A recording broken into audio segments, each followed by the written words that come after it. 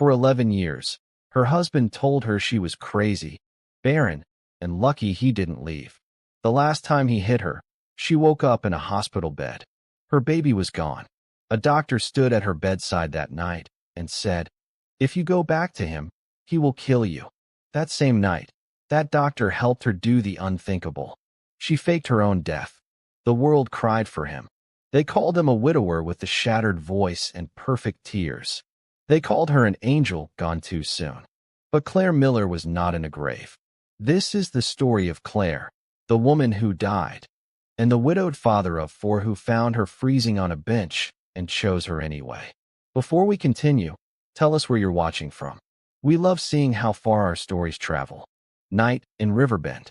Ethan Brooks was driving home from a late warehouse shift, exhausted, when he saw her. A woman on a metal bench at the bus stop.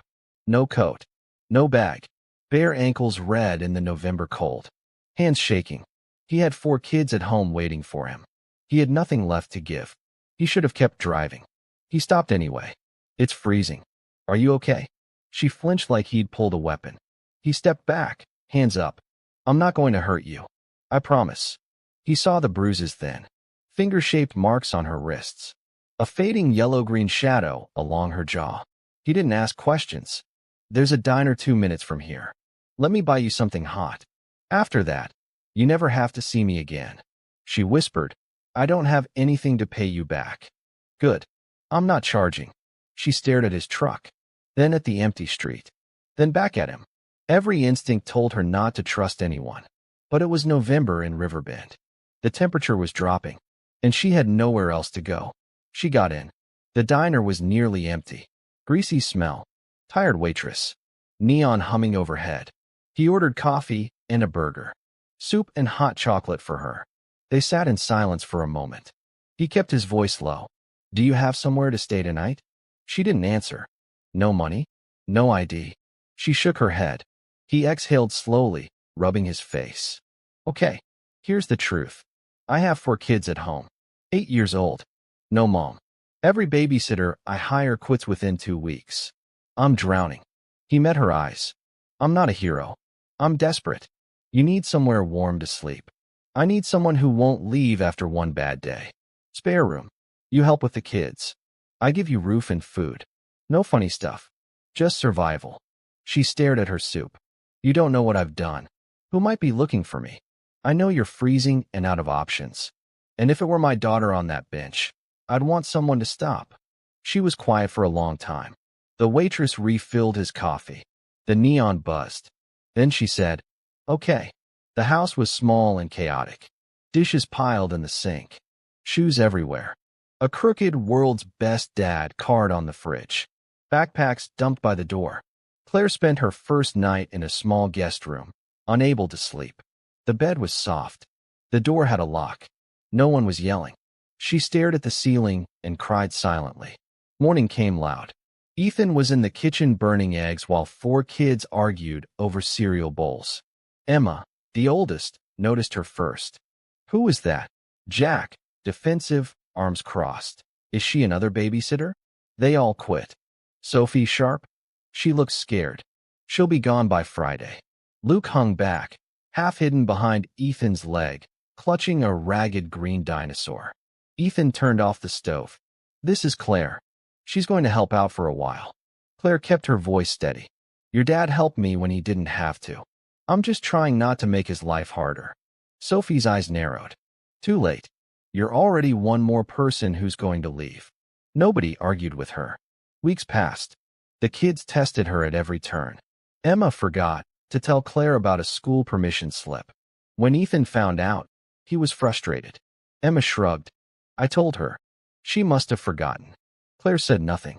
Jack shoulder-checked Claire in the hallway one morning. Juice splashed across the floor. He watched her clean it without offering to help. "Sorry," he said flatly, not meaning it. Sophie called her the ghost and ignored everything she said. When Claire asked if she wanted help with homework, Sophie didn't even look up. No. Luke wet the bed one night and hid the sheets under his mattress. Terrified, she'd yell like the last babysitter had. Claire found them the next morning. She didn't say a word, just stripped the bed, washed everything, and remade it before Luke got home from school. She held it together during the day. But one night, alone in the laundry room folding tiny shirts, she broke. Silent tears, shoulders shaking. She thought about leaving, walking to the bus station, disappearing again. Later, when she came back to finish the laundry, something was sitting on the washer. Luke's green dinosaur. He was gone. She picked it up and held it. Small things started to shift. Luke appeared in her doorway one night, dinosaur in hand. Mom used to sing at bedtime. Dad doesn't. He forgot the song. Claire's throat tightened. I don't know your mom's song. That's okay. Do you know a different one? She hummed the only lullaby she remembered from her own mother. Soft and slow. Luke sat down on the floor next to her bed, leaning against the wall. By the second verse, his eyes were closing. He fell asleep right there. Claire grabbed a blanket from her closet and covered him. Emma screamed one morning because her favorite shirt was still wet. After that, Claire started the washer an hour earlier every morning. Picture day came. The shirt was dry and ready, folded on Emma's bed. Emma said nothing, but she stopped calling Claire the ghost. Started saying, Claire, can you pass the salt? Small, but it was something. It was a rainy afternoon when Sophie's door was half open. Claire heard crying. Sophie sat on the floor, hairbrush snapped in half, curls tangled and wild. Tears streaked her face. Mom always did my hair before school pictures. I can't make it look right. Claire stood in the doorway. Can I try? Sophie exploded. You'll just ruin it. Mom used to braid it, and it looked perfect, and you're not her. Claire kept her voice calm. You're right. I'm not her. I couldn't be, even if I wanted to. But I have 2 working hands and a lot of time. Let me wreck it first. If it sucks, you can be mad. Sophie snorted despite herself. Fine. But if it looks bad, I'm wearing a hat. Claire sat behind her on the floor. She worked slowly, carefully. Every time the brush caught, Claire flinched and whispered, sorry. Sophie noticed, but said nothing. Claire started humming without thinking. The same lullaby she'd hummed for Luke. Sophie's voice was softer now. My mom used to sing when she did my hair. Mine too. They sat in silence for a while. When they were done, Sophie stared at herself in the mirror. 2 French braids, neat and tight. It looked like when Mom did it. She turned and threw her arms around Claire, crying into her shirt. I miss her so much. Claire just held her. I know you do. Months passed. Claire started working part-time at a bookstore in town. Her first paycheck had her name on it. Her new name. She stared at it for a long time. The owner, Mr. Reyes, was kind. Never asked questions. He hired her on the spot when she said she needed work. Paid her in cash the first 2 weeks until her paperwork cleared. At home, the house felt different. Luke fell asleep on her lap during cartoons. Emma handed her permission slips before they were due. Sophie only let Claire touch her hair now.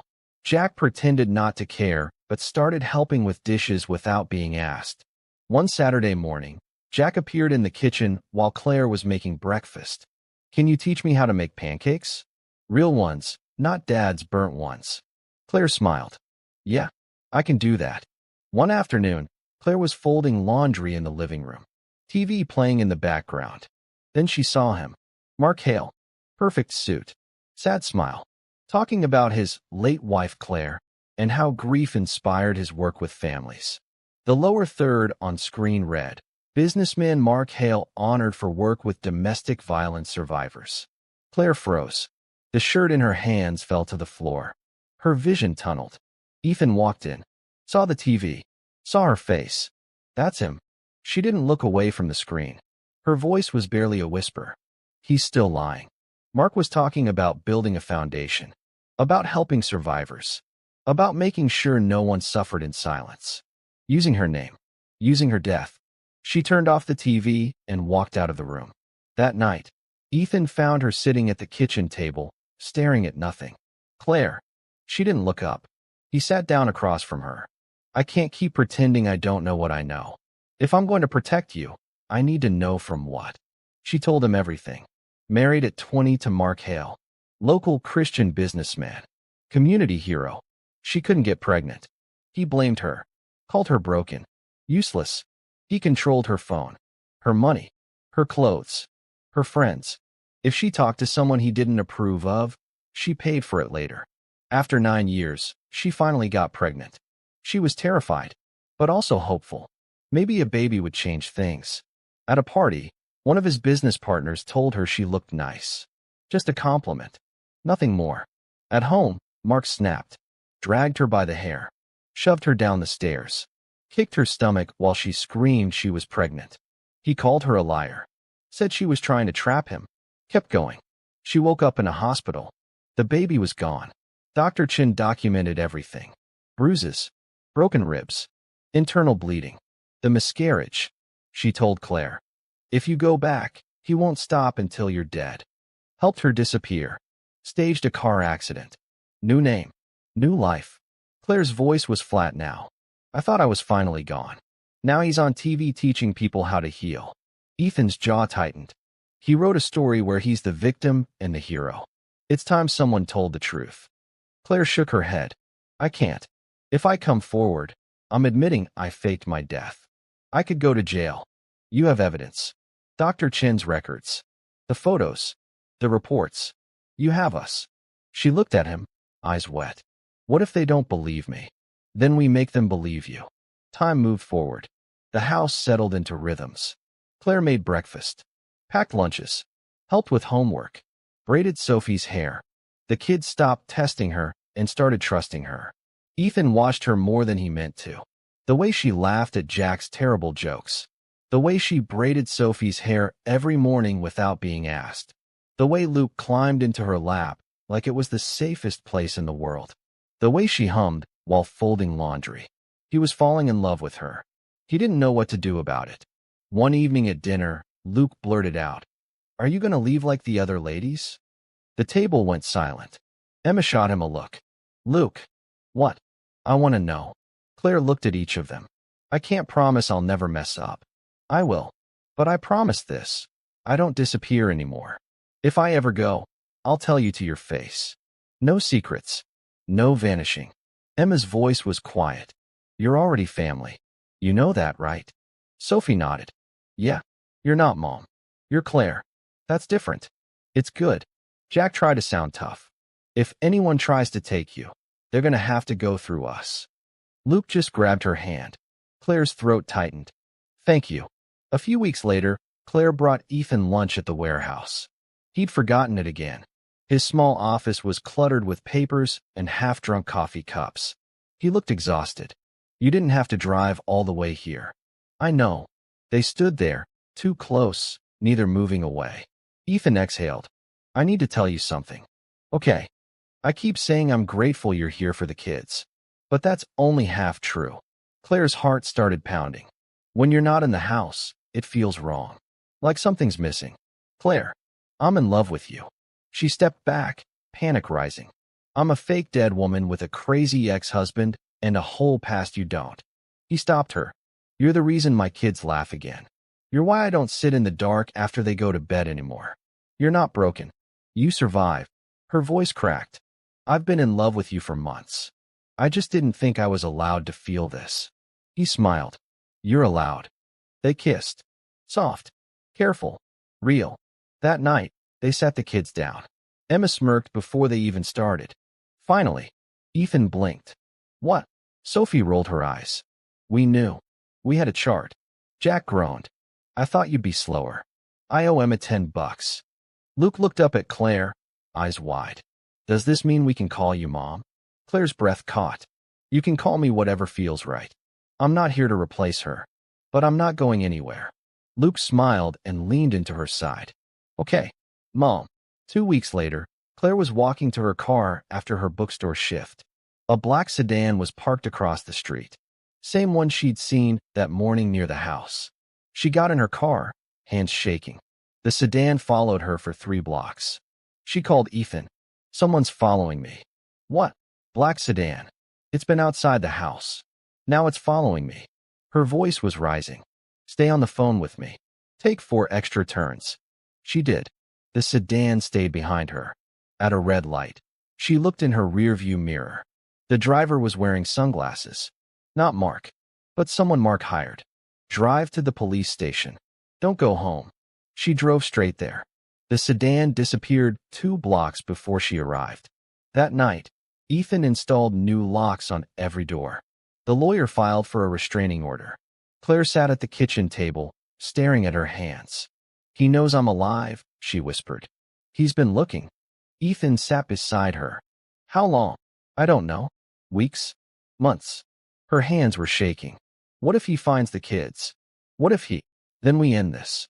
Now. They went to Dr. Chen first. She still had everything. Years of medical records. Photos of injuries. Documentation of the miscarriage caused by blunt force trauma. I kept them because I knew you might need them someday, she said. I knew he didn't deserve to walk free. They hired a lawyer. Claire was terrified. If I admit I faked my death, they could charge me. The lawyer, calm and steady, shook her head. You lied to stay alive. We show them the bruises. The broken bones. The baby you lost. Let him explain that. The kids overheard pieces of conversations. One night, Jack found Claire in the kitchen. The kids at school said you're going to court. That you're going to fight a bad guy. Claire nodded. Jack's voice was fierce. If he ever comes here, he'll have to get through us first. She pulled him into a hug. I'm not letting him anywhere near you. Any of you. The media picked it up fast. Claire Miller, presumed dead, surfaces with abuse allegations. Mark held a press conference. He stood at a podium, voice breaking. I love my wife. I mourn my wife. These allegations are cruel and false. Claire watched it on her phone. He looked straight at the camera when he said. Claire was troubled, unstable. I tried to help her.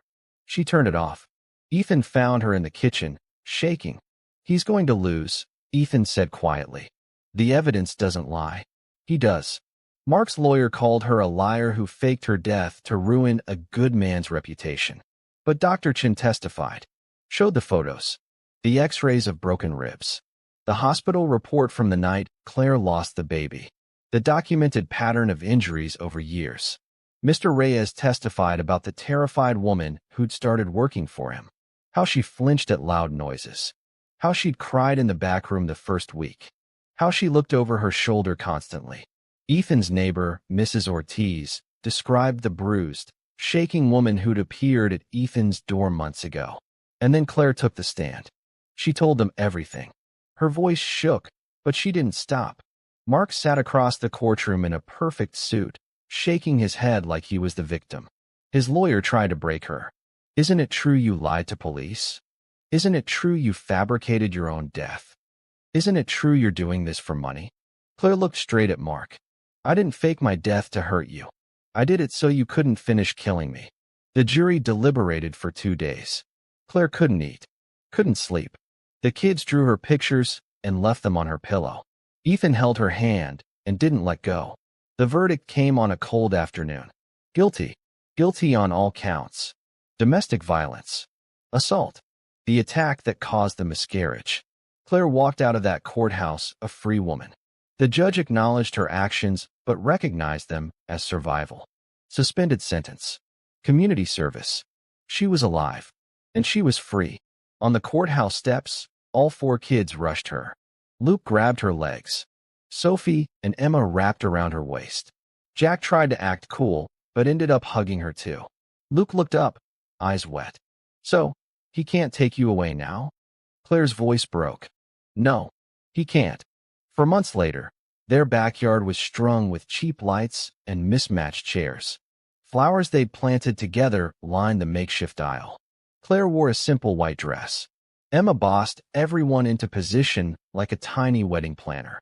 Jack took his role as ring security way too seriously. Sophie held a hand-painted sign. Welcome to our chaos. Luke stood at the front, holding the rings on a pillow, hands shaking with importance.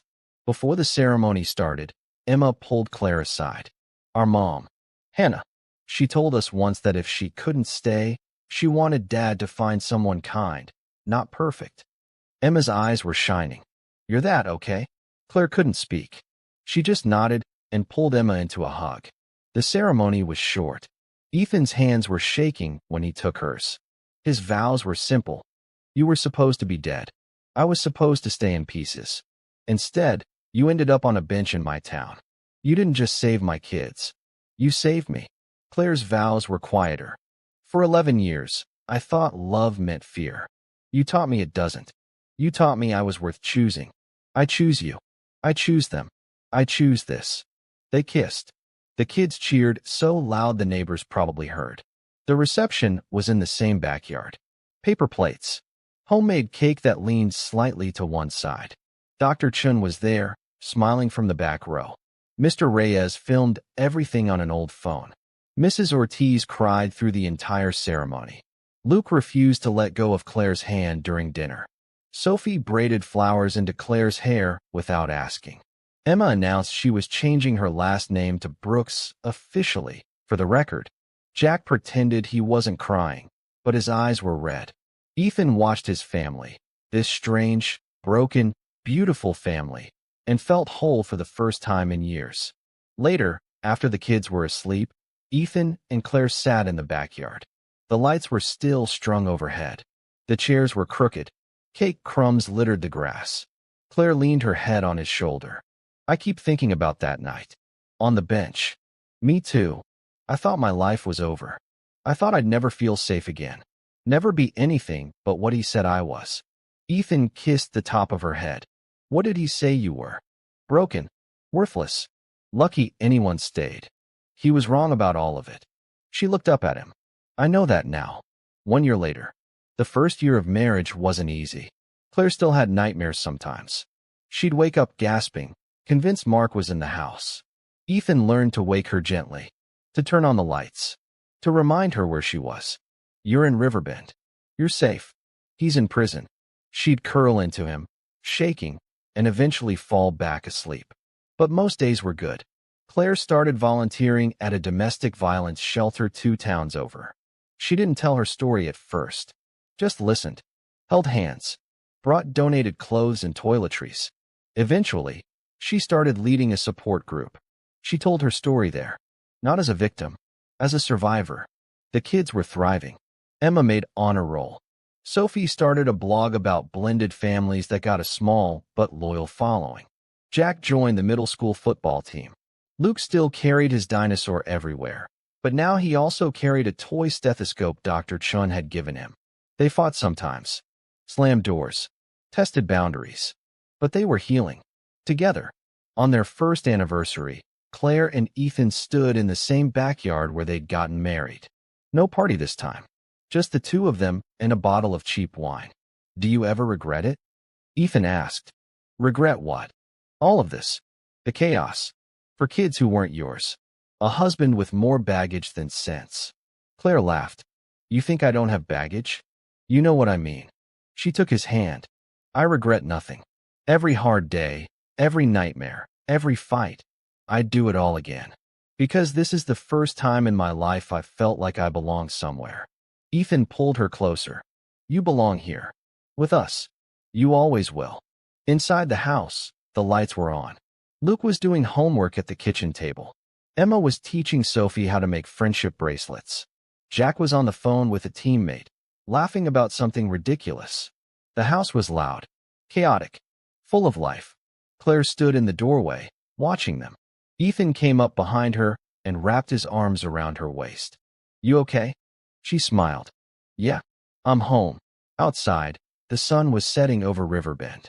The same town where a man once stopped his truck for a stranger on a bench. Where a woman who thought she was dead learned how to live again. Claire used to think her story ended the night she faked her death. She was wrong. It was just beginning. If you're still watching, type, I choose family, in the comments so we know you're one of us. And if you know someone who has survived more than the world can see, send them this story. They're not broken. They're still here.